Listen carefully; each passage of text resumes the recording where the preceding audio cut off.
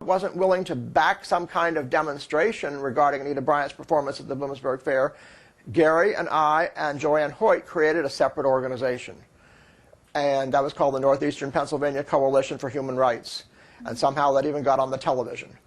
Wow. Because we were sponsoring a demonstration and a rally contra Anita Bryant's appearance at the Bloomsburg Fair. Okay? And that was televised. Yes. And we did do a rally, and we had like 7 or 8 speakers. I was one of them. And I made the TV. And this ultimately led to the demise of Howe, because of my house came under attack. What do you mean? Your personal house? My personal house. In what way? The worst kind of way. Everything under the sun was thrown at it. Tomatoes, apples, it became harder, rocks, a cinder block one time, and my house was destroyed. Oh my God. Completely. I couldn't live there anymore. Oh my God. I couldn't handle it. The emotional stress was awful. And it was harassment from the anti-gay people because It was a teenage gang in my own neighborhood. Oh my God. They saw me on the TV and they didn't like it. Oh my God. And my house was the house that was used for a lot of Howe meetings and functions. And the people, and I can't blame them at that time, got too scared to go there. Right. So this ultimately led to the demise of Howe. And what did you do then when you couldn't I moved. live there? I moved. I had to. To another city or I moved to else? the outskirts of town in a trailer court about 15 miles away, because I still worked in the area. I still, had people in the area. So that's what I had to do. And that ultimately led to the demise of Howe. We continued to meet for a while, but membership waned and everybody got afraid again, and it was awful. It was awful. I have to ask you now, when these people were destroying your house, like you said, started out with tomatoes and whatever, did you attempt to get any help from like the police or anyone? And what I called was the their police every time. response? Every time I called the police, there was different reactions. Some of them were okay with it. Some of them helped me clean up the mess. Most of the time, they just wrote it down and drove on. They said that they contacted the gang, because I could identify the gang, and so could they, because they'd done other vandalism in the neighborhood. But not to this extent, okay? But nothing was done. So the police, they were never charged. Because I had no physical proof, and neither did they. They couldn't catch them in the act. I would occasionally see some of them running away, and occasionally I was not even home at the time of the attacks, thank God. The one night I was, I could have been killed. It was that bad. Did they have guns? Or? No, there were no guns. It was, like I said, rocks, though. Okay. That would break windows and break doors, And it was, one time there was damage to the car, How did you emotionally get through that? It wasn't easy. As you can see, I got emotional now just telling the story. Absolutely, and understandably. I mean, did you find a support group then to help with that type of experience? Well, we had been in touch with some people around the state about it, and they were all very concerned, but there was nothing that anybody could do because they were too far away. This was an isolated incident, really, as a result of the speech at Bloomsburg. So, eventually, I couldn't take it anymore, so I moved. That was the resolution. And then when you moved, then you didn't have any additional problems from that gang of kids. No, because I moved out of town. Okay. I moved out of town. I moved about 15 miles away. Okay. And you still were able to hold your job? Yes. Okay. Yeah. Which is good. That's why I stayed in the area, yeah. Okay. Take us beyond this period then, and were there any future groups? Yes. Yeah, it was time. Those. It was definitely time after a few years passed that something got done again.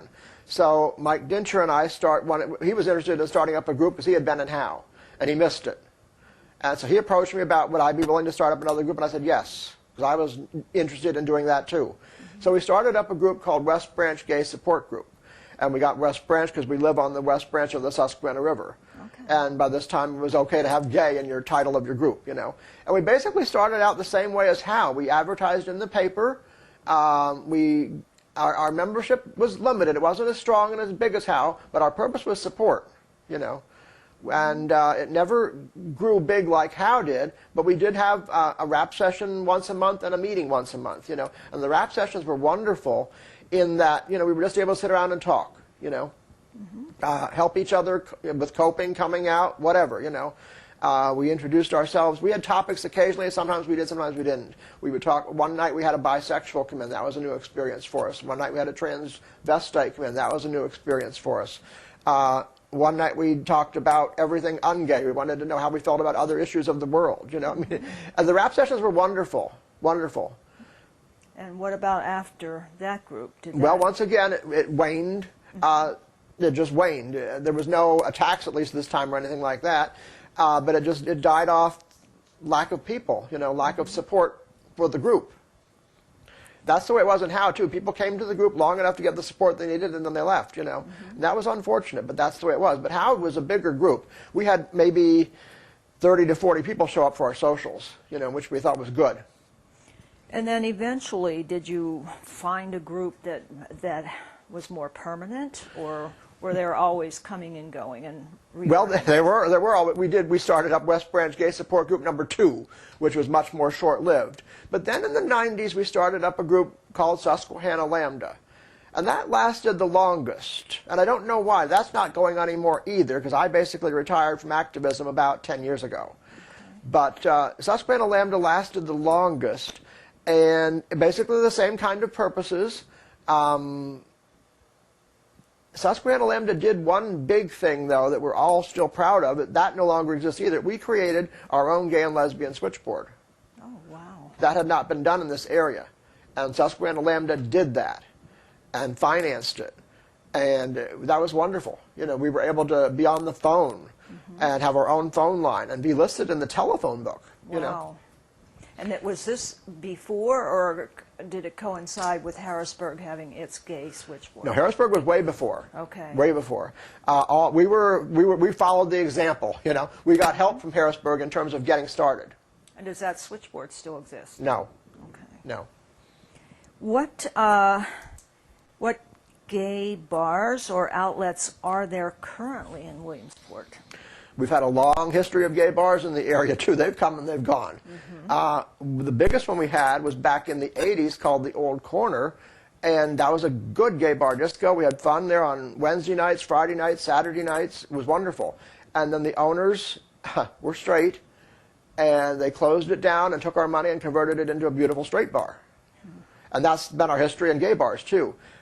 We had a beautiful bar for about 5 or 6 years until just recently when the owners retired. That was our first big gay-owned and operated bar called Club Z. They've all been right in downtown Williamsport in one location or another. Club Z was beautiful, wonderful, 700 people capacity. Wow. And the owners were getting older and they had to retire. And now that bar has become a straight bar. Right now there's one small neighborhood-type bar, you might as well say, owned by a lesbian, and she's very nice, and she does a very good job with it, but the capacity in there is like 45 to 50 people. And that's all there is right now in terms of a bar in Williamsport. Well, what's the closest one then? Is Harrisburg the closest? Probably. I'm not even into the gay bar scene anymore, so I really don't know, but probably. Probably. Well, I want to go back again now to your coming out, and I'm really sorry to hear that your parents passed away when you were only 21. Did you have like relatives though, aunts and uncles? Oh yes, I had a lot of aunts and uncles. Now they're all deceased now at this point. I have a lot of cousins. Well, most of them do not know that I'm gay. Okay, that was where I was going to go. Yeah, they do when not you know. Came they out. might know, but I don't. It's never talked about. So when you came out at about 25, you didn't. That was to myself and to other gay people that I could find. Okay, so it wasn't any aunts or uncles. No. And to this day, you don't know if they know or not. I don't think that they do. Okay. It's never been dealt with. Okay. You know. How did coming out affect you as far as your religion and going to church? Did you ever share that with anyone at the Catholic Church? Oh yeah. I've also attended MCC occasionally. We had several attempts in Williamsport to get MCC in Williamsport started. Again, they all fell under the wire because of lack of people. We never got more than 10 or 12 people out to a service. Gary Norton was highly instrumental in getting that started in Williamsport, And even once since his passing, we tried to get it started. Unsuccessfully, but at least we tried, you know. Right. And yes, I would definitely attend an MCC if there was one. Now, there are several denominations in Williamsport that are acceptable of gays. There's a UCC, and there's a Unitarian. And in fact, way back when I was in the groups and so forth, I got asked to speak at Unitarian Church one time, and they were delighted to have me there. And that was my big thing way back when, is I like to go into places and talk, you know. And I did that at college classrooms, and I did it for a sorority one time. And my education has always been one of my big things. Maybe it goes way back to the days when I was training to be a teacher. I don't know. But I wanted to impart things. I wanted to teach people that it was okay to be gay, and what the gay lifestyle is like, and that people shouldn't be treated abnormally, and that we're not psychotic, you know. And I think I made some progress in the classroom situations that I was into and spoke, because this one teacher had me back every semester. And was that at a college level, or? Penn College of Technology in Williamsport. Yeah. Williamsport. It was a psychology course. But interestingly enough, there too, this tells you the area. One time after this talk and after this class, the teacher accompanied me back to my car, and I kind of wondered why. So when we got back to my car, she said, because I heard a threat on your life. Oh my God. So she wanted to be sure I got out of there safely and successfully, which that surprised me, you know, just because of my speaking. That obviously didn't deter you, though, because No. you continued to do your strong feeling for educating, and you continued with that. That's very courageous. Have you ever been married? No. No children, then? No. No grandchildren. Have you ever been in the military? No. Okay. And the only person that I would be married to would be a man. Okay. You know, I would never do that to a woman because I'm gay. You know, I would never. I dated women when I was in high school and beyond, and I knew it wasn't right for me, but I did it because it was the thing that everybody was doing. You know, so but no, I would never have let it get that far. Okay. So you did it essentially out of peer pressure, as everyone else. Yeah. Right.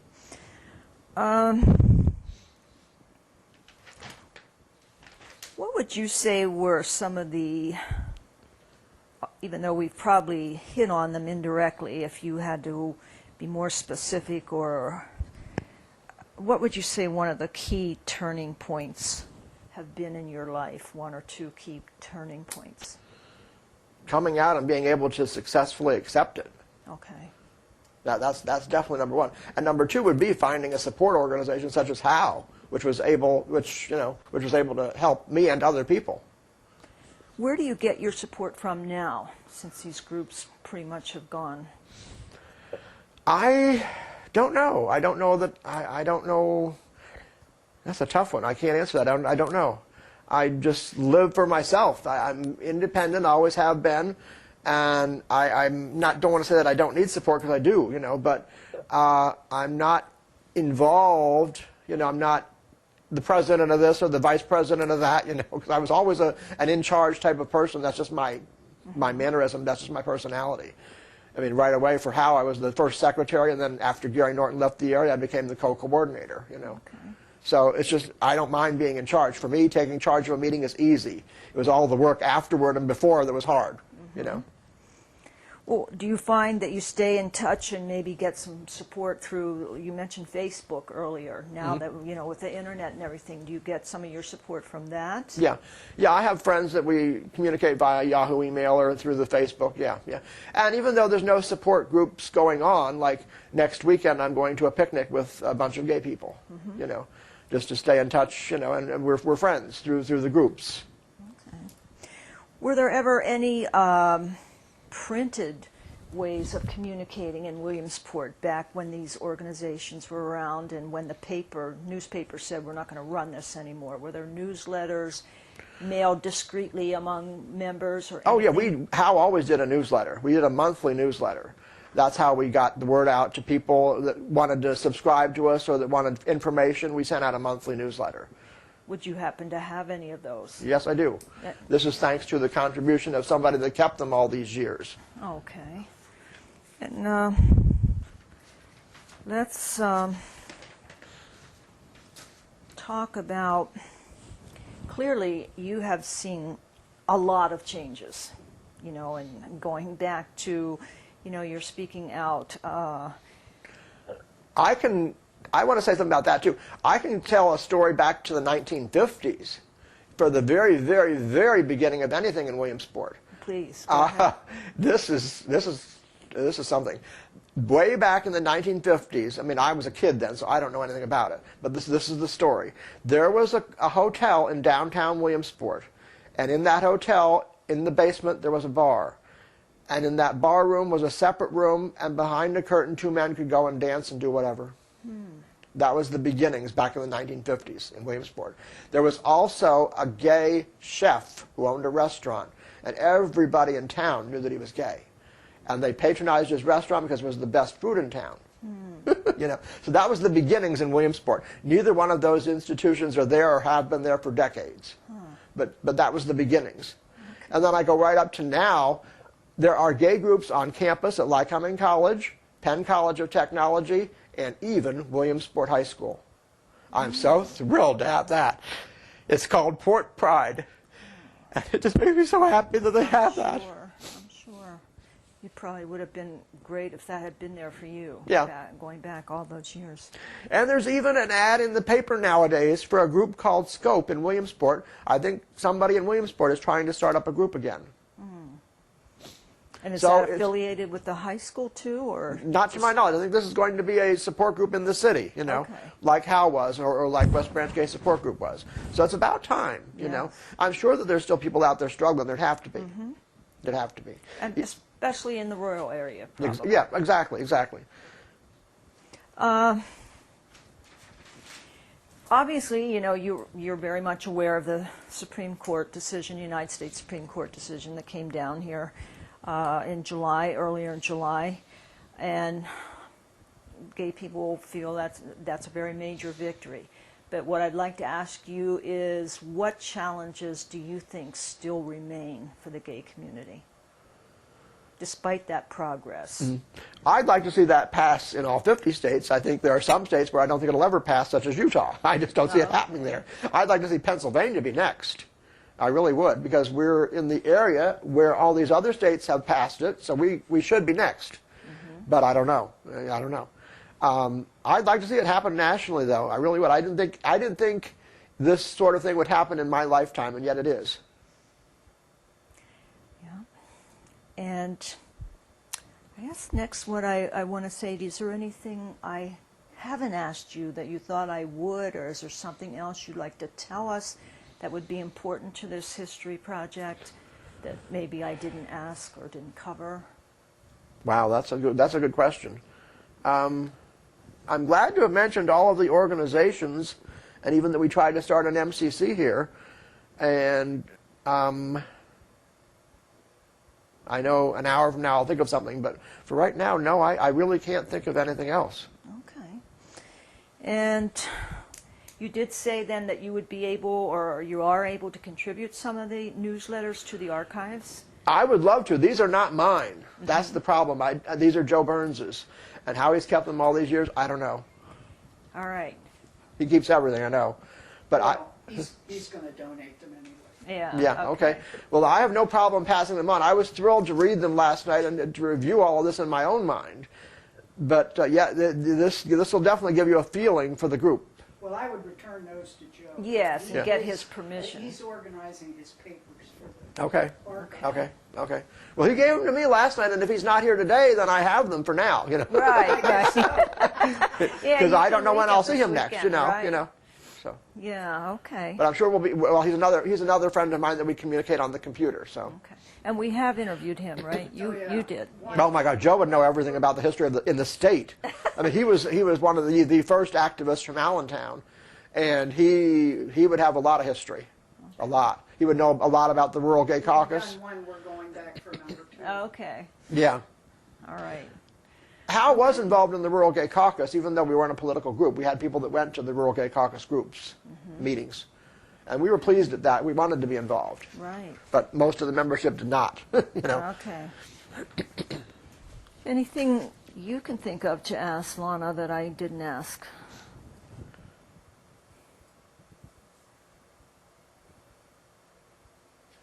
suspect you've told us the worst things that have happened to you because you were a public figure.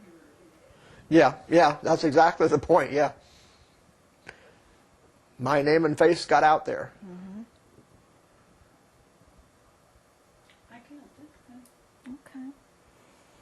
Well, we appreciate your meeting with us. Oh, I'm and glad to taking do the it. I'm time. really glad Yeah, to do we're it. Glad you were willing, and I want to see what happens to this project, you know, I really do. yeah. Well, and it'll be up on the website. You're, I'm sure, familiar with the LGBT Center website.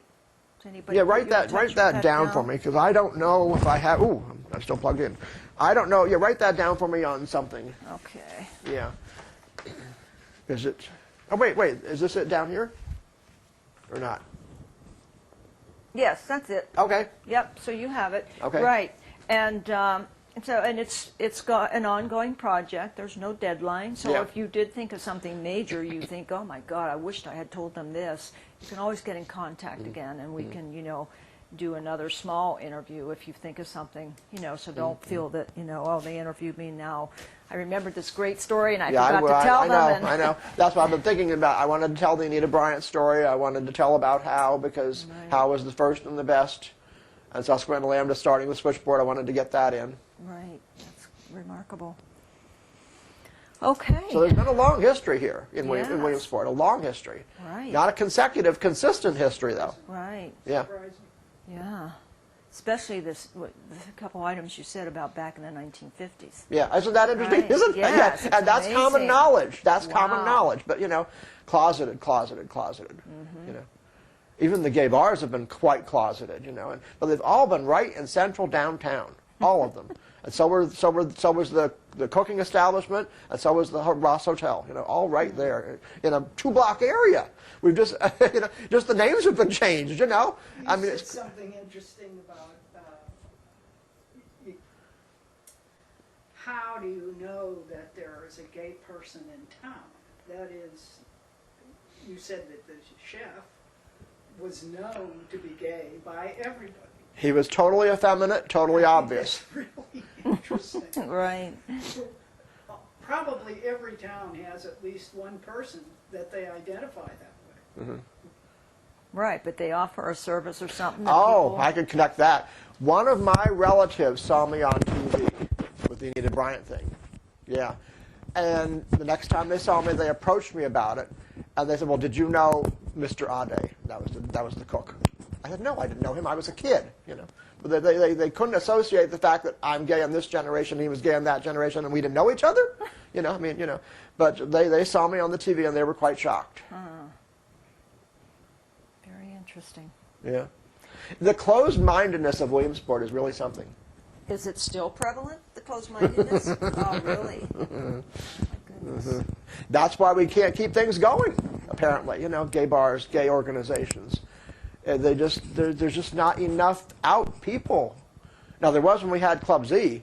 Club Z was very well attended because it was big, it was lavish, it was the best bar we had. It was gay-owned, so they knew what we wanted, And all these things come and go in Williamsport, and nothing stays. And that's the bad part. Because we're a product of our environment there. Right. It's the Republican stronghold of the state. It really is. I would say 75% of the population is Republican. Up in the rural area. Yeah. There are a lot of gay Republicans. Yeah, I'm sure there are. Don't you think people move away from small towns? I mean, that's why That's we the don't problem. have any more That's the people. problem that Howe had. I hate to say the best people left the area, but they did. Gary left the area. Michael Waltz left the area. Pat Bryan left the area. I could go on. And these were active Howe members in committees, and they were willing to do work. And they left the area for greener pastures. Exactly. I think that happens a lot. Yeah, it did. It did. I can attest to that just from Williamsport. Yeah, it did. Now, you said it was in the 70s you were over at Crescent and the Castaways? Mm-hmm. Yeah, it's funny. I didn't want to say anything during the interview, but I was going to Mount Aloysius. It was junior college then. I went there from 1972 to 1975, and I went over to that bar a couple times, and even one of the priests from the school, Mount Aloysius School, would go over. He wouldn't say that he was gay, but he would go over, you know, and so that kids felt comfortable around him, and students, college students. It's interesting. I met a mayor of a small town over there. Really? Yeah. Yeah. Wasn't the mayor of Altoona, was it? No, it was the mayor of a small town, no. Okay. Yeah. All right. Well, thank you very much. Well, thank you.